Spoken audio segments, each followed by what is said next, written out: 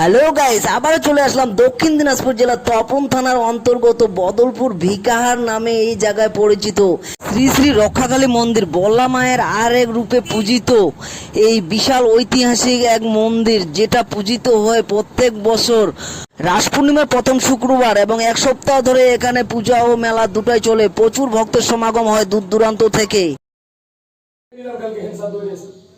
ওম বিষ্ণু নমস্তে কৃষ্ণ ভক্তি মাসে বিজন কালমণি পদ্ম ওম সংবিদস্ত ওম নমঃ শিবায় ওম কৃষ্ণ কৃষ্ণ ওম অনির্দোষী না ওম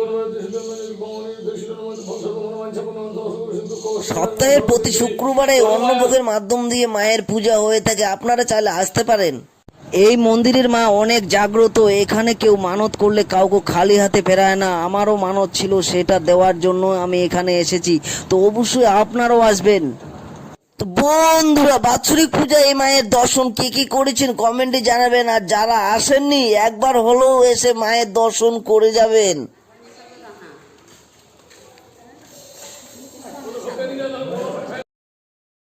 গাইজ, আপনারাও আমার সঙ্গে সঙ্গে বলুন, জয় মা বল্লার রক্ষাকালী মায়ের জয়। সকলকে ভালো রাখুন মা।